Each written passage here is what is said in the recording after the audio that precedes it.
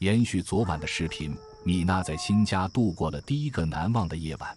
这里的房子也不错，灯火通明，周围也有不少邻居，不会像在荒山野岭中让人感到害怕。米娜搬了一天的家，直至晚上还有一些零散的东西没有全部搬进来，这都要靠米娜的力量。可怜的女人还拖着生病的身体，却依然没有停歇过。孩子们睡在客厅里，哈米德新学了一招大鹏展翅，看来是睡梦罗汉传授给他的。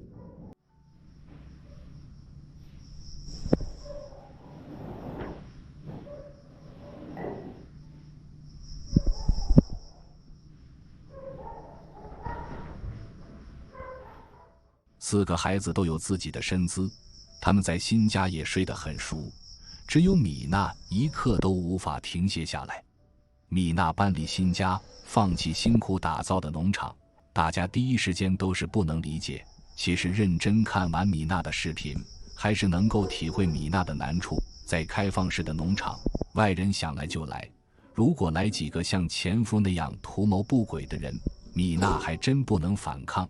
上次因为有皮亚在工作，才制止了前夫的骚扰，结果就是皮亚头破了，而前夫的手受伤。在农场经常没有信号，报警不方便，而且警察来到这里要很长的时间。如果有什么事情发生，就算法律制裁了前夫，也已经没有意义了。米娜这才选择离城市近的地方安家，同时也方便以后孩子上学。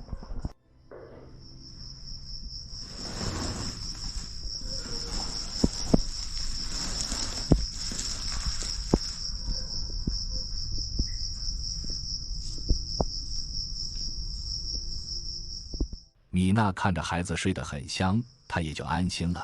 趁着灯光，她还要准备一些面团，发酵好后，明天能够为家人准备食物。米娜头上缠了一块布，大家可能觉得是不是和前夫的冲突中受伤了？其实前夫来骚扰的时候，在农场工作的皮亚制止了卡迪尔，并打断了他的手，而皮亚的头部受伤，但米娜自己并没有因此受伤，她应该是偏头痛。这段时间遭遇的麻烦事让她的心情很糟糕，出现类似产后抑郁的状况。这也是米娜一段时间没有拍摄的原因，可能在前段时间她实在无法控制自己的情绪。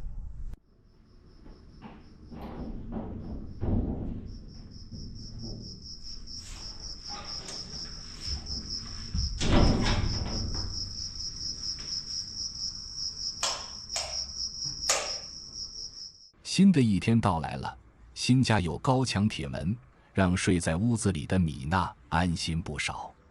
米娜离开农场，不应该理解为简单的逃避，其实是她为了避免孩子受到伤害的一种积极措施。因为之前前夫已经来农场打闹过，后续还能做出什么过分的行为，大家都不可意料。搬到新家后，前夫不能随便进来，报警也方便，可以最大限度地保护家人。同时，米娜和前夫的官司并没有逃避，团队在留言中明确表明会用法律手段解决前夫的骚扰问题。当然，遇到一些无赖的人，能躲远一点就多远一点，他一无所有，可以不计后果，但米娜不能，她还要为自己4个孩子考虑。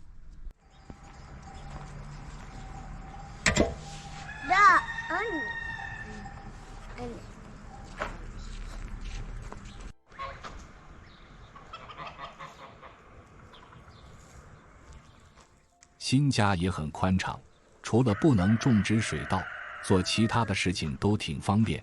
家禽和山羊都搬运过来，它们也有足够的空间生存。同时，因为有高墙阻拦，也不用担心它们会跑到外面去。米娜每天的工作反而省事不少。米娜拔了一些干草，作为引火的材料，她自制了一个简易的炉灶，开始生火做早餐。虽然屋子里有管道煤气，但米娜似乎更习惯使用柴火，尤其以后还要烤肉，必然要燃烧木炭才行。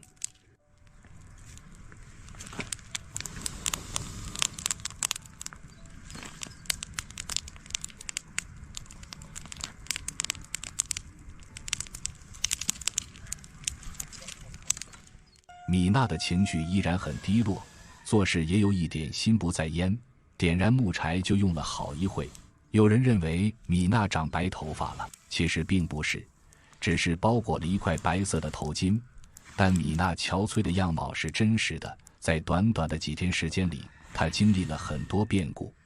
可爱的哈米德早早起来，他没有感受到妈妈的悲伤，坐在门前快乐地吃着零食。在孩子的眼里，有妈妈的地方就是他们温暖的家。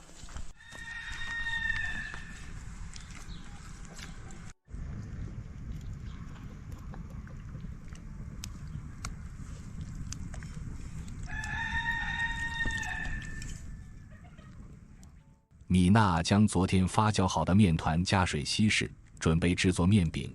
哈米德在后面研究新环境。米娜的心情不是很好，让小哈去做点事，给鸡喂一点食物。哈米德把碗捡回来给妈妈，米娜拿来食物，带着哈米德来给家禽喂食。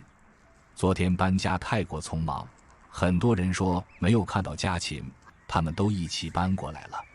在新家自由活动，这里没有野生动物的骚扰，米娜也不用每天都关着鸡鹅。这样看起来，搬来新家又给米娜省事了。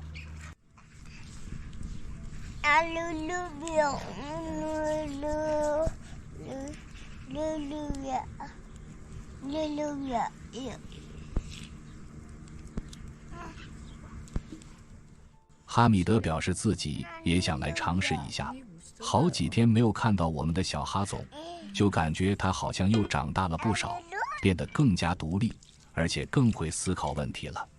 有懂事的孩子陪在身边，米娜抑郁的心情也好了不少。未来的生活还有很多难关，她都要一关关去克服。在她停更期间，出现了不少的谣言，也有不少的冒充者。最像的就是自称摄影师的女人，因为她确实去了农场，但米娜回归后，那个女人还在满大街寻找米娜。她今天居然打印米娜的照片，去大街上寻找，和钱婆婆找米娜一个套路。她没有理由不看米娜的频道，只能说明她是假的。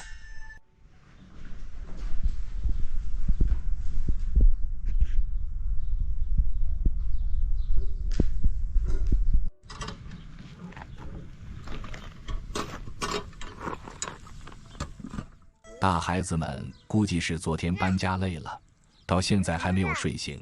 米娜已经快把面饼烤完了，小哈总已经吃上了新鲜的面饼，来自妈妈的味道还是那样的香。像米娜制作这种传统的面饼，还真的要使用木柴才行。看来米娜就算生活在郊区，还是要多准备一些柴火。太阳晒到了半个院子，萨米醒来了。حميد أورز السادة أسد هذا ده كمين يجيب برا تاني